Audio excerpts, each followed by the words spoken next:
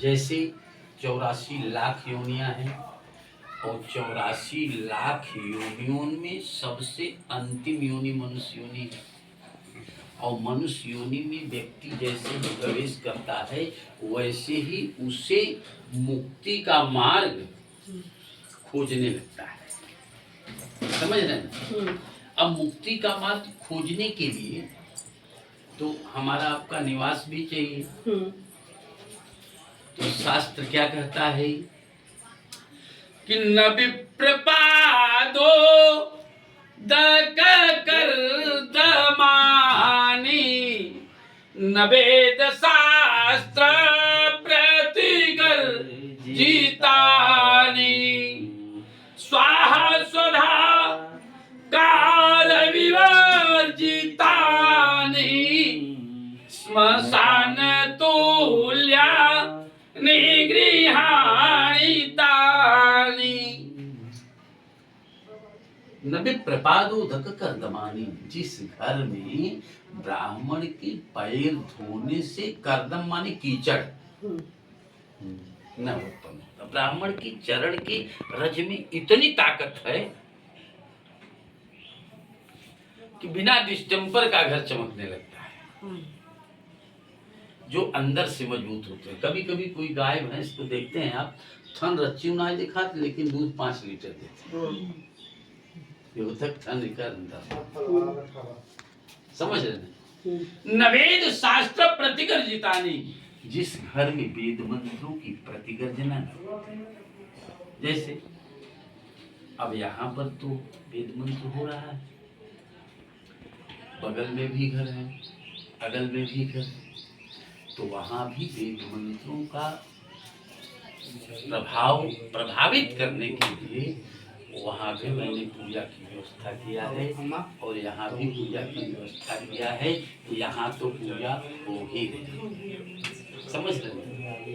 स्वाहा स्वधा कार्य विवर्जितानि। हमारे आपके जीवन में पितरों के द्वारा भी असुविधा प्राप्त होती है। अच्छा ये बताइए, 1 लाख रुपए महीने आप कमा रहे हो, अगर माता पिता को 1000 रुपए भी नहीं दोगे तो क्या वो माता पिता जी खुश रहेंगे दिल से? बिल्कुल नहीं। और जब तक हम आप जिंदा हैं तब तक हमारे आपके पूर्वजों का भी 3 पीढ़ी के लोगों का भी हक बनता है। क्योंकि पिता ददाति सत्पुत्रान। पिता यदि संतुष्ट होता है सत्पुत्र देता है। और पितामह यदि संतुष्ट होता है तो अचल संपत्ति देता है। और वृद्ध प्रपितामह यदि संतुष्ट होता है तो रोजमर्रा की आपूर्ति देता है। अच्छा गुरुजी। नहीं तो क्या स्थिति बनती है जानते हैं आप? कि लाख रुपए महीने पा रहा है व्यक्ति, 25 दिन के बाद में ये हो तो 5 दिन के उधारी दुकान से उधारी आओ तब खर्चा आगे बढ़े। तो ये परदाता की व्यवस्था होता है।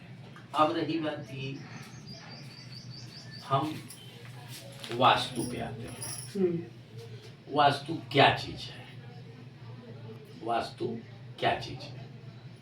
जैसे हम आप अपने को अच्छा दिखने के लिए कपड़े पहनते हैं, चश्मा भी लगाते हैं, टिक्की भी लगाते हैं, तमाम सारी व्यवस्था करते हैं। उसी प्रकार से मकान को भी सुव्यवस्थित बनाने के लिए सबके एक आधार है। समझ रहे हैं? अब वास्तु कौन है पहले ये जानना जरूरी है।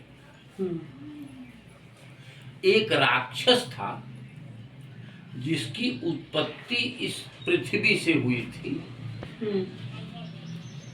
जिसे भूमि पुत्र भी कहा जाता है और शिव पुत्र भी कहा जाता है। उसका नाम है अंधकासुर। उसके पास आंख नहीं है, लेकिन शब्दवेधी बाण मारता था। उसके अंदर की ताकत इतनी स्ट्रांग थी, राक्षसों का समूह उसको अपना राजा मान लिया, अपना राजा मान लिया। उसके अंदर ये जिज्ञासा बने कि मैं ब्रह्मा को खुश करने के लिए मैं साधना करूं। अब वो साधना करने लगा ब्रह्मा को खुश करने की। ब्रह्मा खुश हुए, उसके सामने उपस्थित हुए, कहे अंधकासुर तुम वरदान मांगो। अंधकासुर कहा ऐसे वरदान नहीं मांगेंगे, पहले आप मुझे त्रिवाचा दीजिए, वरदान देंगे देंगे देंगे तब हम वरदान मांगेंगे आपसे। तो अंधकासुर को ब्रह्मा ने त्रिवाचा दिया कि तुमको हम वरदान देंगे, वरदान देंगे तुमको। जब त्रिवाचा मांग लिया तो त्रिवाचा मांगने के बाद में कहा कि जितना बड़ा पृथ्वी है उतना बड़ा मैं हो जाऊं, ऐसा वरदान दीजिए। अब चूंकि त्रिवाचा किए थे तो ब्रह्मा ने एवमस्तु कहा, एवमस्तु कह दिया। एवमस्तु कह करके अब वो चले गए। अब जैसे बलून जानते हो, गुब्बारा, गुब्बारा दुकान से खरीदोगे तो एक पैकेट गुब्बारा अपने पर्स में ला सकते हो, लेकिन दुकान से ही खरीदी गई एक गुब्बारा जो फुला करके दिया जाएगा उसको बैग में ला सकते हो, फूट जाएगा। तो अंधकासुर जब इतना बड़ा हो गया तो उसके अंदर अहंकार पैदा हो गया, उसी अहंकार के रूप में चलने लगा। जिस तरह से आप पूरे परिवार के लोग पूजा कर रहे हो, इसी तरह से पूरा एक परिवार पूजा कर रहा था। तो वो एक क्षण रुक गया, कहा ये आप लोग क्या कर रहे हो?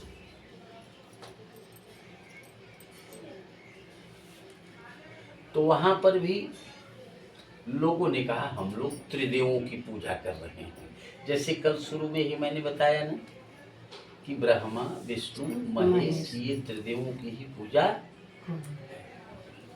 इन त्रिदेवों से ही सारी व्यवस्था कनेक्टेड है। तो लोगों ने कहा त्रिदेवों की पूजा कर रहे हैं। अब जैसे 10वें तल पर कोई व्यक्ति रहेगा और नीचे के आदमी को देखेगा तो नीचे का आदमी बहुत छोटा दिखेगा ना। अब अंधकासुर तो इतना बड़ा हो गया था कि ब्रह्मा उसको बहुत छोटे दिखते थे। उसके अंदर ये भाव बना कि हम इतने बड़े और ब्रह्मा छोटे, तो इनकी पूजा क्यों हो रही है, हमारी पूजा होनी चाहिए। लोगों से कहा, जैसे आपको कोई अपरिचित व्यक्ति अगर कहता या उमापति को उमाकांत जी को कोई अपरिचित या श्रीकांत जी को कोई अपरिचित व्यक्ति कहता कि आप अपने परिवार के कल्याण के लिए, बेटे के कल्याण के लिए ये पूजा करा लो, तो क्या कराते तुरंत? नहीं, पहले उससे पूछते कि इसका फल क्या मिलेगा, ये पूजा है क्या चीज, क्यों कराया जाता है ना। तो अंधकासुर से सारे लोग जो पूजा कर रहे थे और जो करवा रहे थे वो भी अपरिचित थे। उन लोगों ने कहा नहीं, मैं आपकी पूजा। फिर अंधकासुर ये कहा कि अच्छा त्रिदेवों की जो पूजा कर रहे हो अगर वो कह देंगे तो हमारी पूजा करोगे? कहा हाँ आपकी पूजा करेंगे। सब लोगों ने सोचा कुछ समय के लिए तो ये हट जाएगा। हाँ, वो चल दिया ब्रह्मा के पास। अब ब्रह्मा से वरदान पाया था। अब देवता और मनुष्य, देवता और दैत्य में अंतर क्या है? ददात इति देवः जो देता है वही देवता होता है। और राक्षस सर्वम स्वस्मय रक्षति स राक्षस। अच्छा, ब्रह्मा से तो वरदान पाया था कि नहीं, जितना बड़ा पृथ्वी है उतना बड़ा मैं हो जाऊं, तो आगे क्यों बढ़ाए वो राक्षस? अंधकासुर को नहीं बढ़ना चाहिए, लेकिन राक्षस को हम ये भी ले ली, ये हमारा है, ये भी हमारा है, वो भी हमारा है, माने दूसरे का हक लगने वाला नहीं, वही राक्षस कहा जाता है। तो ये कहा उनसे कि अभी मैं पृथ्वी पे गया था, पृथ्वी के लोग पूजा कर रहे थे तो देवों की, और मैं सबसे बड़ा हूँ, मेरी पूजा क्यों नहीं होगी? ब्रह्मा ने क्या किया, मैं तुमको अपनी पूजा करने के लिए मैं कहा था? कहा नहीं, आपने नहीं कहा था। तो कहा तब आपकी पूजा कैसे होगी? किसी को हम कहते होते? कहा अगर नहीं कहेंगे पूजा करने के लिए तो आपको मेरे साथ लड़ाई करना होगा, युद्ध। अगर युद्ध में आप जीतोगे तो आपकी पूजा होगी, और नहीं जीतोगे तो हमारी पूजा होगी। अब ब्रह्मा से युद्ध करने लगा अंधकासुर। विष्णु के पास गया ब्रह्मा, अब चूंकि शंकर जी के अंश से उत्पन्न हुआ था, बहुत तेज तर्राक था वो, पतली गली से बगल हो गया। कौन? ब्रह्मा।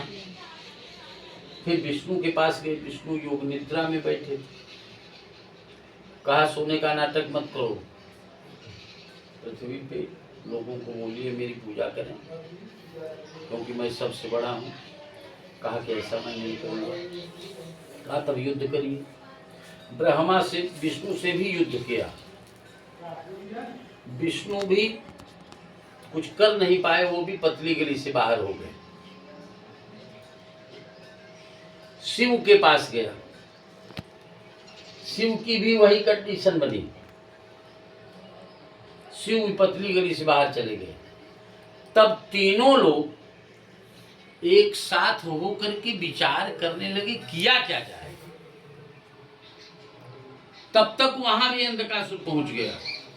कहा एक मौका आप लोगों को और दे रहे हैं, आप तीनों एक साथ लड़ो, हम अकेले अगर जीत जाओगे तो आपकी पूजा, नहीं तो हमारी पूजा होगी। तीनों एक साथ लड़े, लेकिन अंधकासुर का बाल बांका। तब विष्णु भगवान ने नाटक किया और ब्रह्मा से ये कहा कि नियम के आधार पर किसको नहीं मारा जा सकता, नियम के आधार पर नहीं मारा जा सकता। कहा कुछ इसके साथ में छल छद्म करना होगा। तो छल छद्म करने के लिए उसको पेट के बल पे, जैसे अब भैया बैठा है आशीष को अगर हम सामने से मारना चाहेंगे तो ये रोक सकते हैं ना, अगर आप पीछे से मारना चाहोगे तो रोक सकते हैं नहीं। समझ रहे कि नहीं? तो अंधकासुर को विष्णु भगवान ने पेट के बल पर लेटा दिया। यहाँ पर पैर है, यहाँ पर हाथ है और यहाँ पर सिर, ये ईशान कोण है। समझ रहे? इस बल पर लेटा दिया। इस बल पर लेटाने के बाद में मिट्टी से ढकवा दिया, लेकिन फिर ऐसे इधर उधर करने पर मिट्टी फिर खड़ा हो जाता था। तो विष्णु भगवान ने अंधकासुर के कान में पूछा कि तुम्हारे पास बहुत ताकत है, तुम्हारी ताकत से मैं बहुत खुश हूँ, तुम क्या चाहते हो ये बताओ, अभी कंप्रोमाइज की बात मानते हैं। तो कहा देखिए, जिस प्रकार से आप लोगों की पृथ्वी पर पूजा होती है उसी प्रकार से हमारी भी पूजा होनी चाहिए, क्योंकि मैंने ब्रह्मा से वरदान पाया है कि जितना बड़ा पृथ्वी है उतना बड़ा मैं हूँ। तो पूरी पृथ्वी पर मेरा अधिकार तो है ही है। कोई भी व्यक्ति मकान बनाए, चाहे दुकान बनाए, चाहे बैठका बनाए, चाहे जो भी बनाए, वहाँ पर वास्तु पूजन का होना हमारा पूजन होना जरूरी है। समझ रहे हैं? तो कहा देखो, तुम अगर वरदान देते हो और तुम राक्षस हो, राक्षस के नाम से तुम्हारा पूजा नहीं होगा, तुम्हारी पैकिंग बदलना होगा, तुम्हारी पैकिंग बदलना होगा। तो विष्णु भगवान ने ये कहा कि तुम्हारा नाम आज से वास्तु पुरुष रखते हैं। क्या नाम रखते हैं? वास्तु पुरुष। तब से अंधकासुर के ऊपर की पैकिंग बदल करके वास्तु पुरुष नाम रख दिया। कहा कि तुम वरदान दो कि जो भी व्यक्ति घर बनाने से पहले, इसीलिए भूमि पूजन किया जाता है ना। भूमि पूजन किए होंगे आप लोग। और भूमि पूजन करने के बाद में निवास करने से पहले वास्तु पूजन किए होंगे। समझ रहे ना?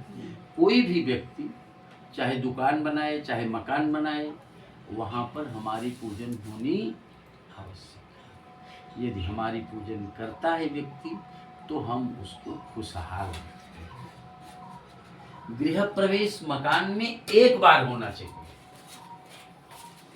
लेकिन वास्तु शांति समय समय पर होना चाहिए। जैसे अभी ये जो चूना लगाया गया है,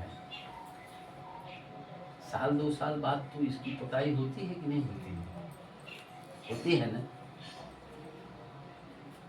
तो उसी प्रकार से समय समय पर व्यक्ति को, सब लोग अपने अपने घर में रहते हैं, जो मंत्र मैं बोल रहा हूँ उस मंत्र को आप लोग हाथ जोड़ करके बोलिए।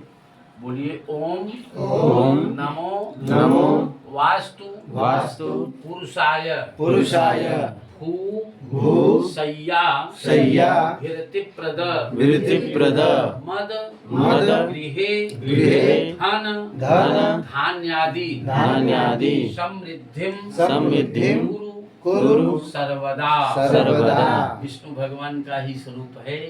सशंख चक्रम सकिरीट कुंडलम सपीतवस्त्रं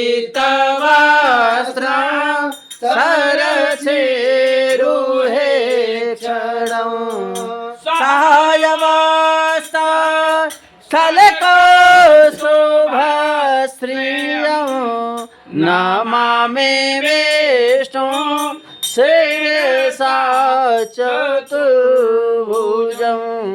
बोलिए वास्तु पुरुष भगवान की जय।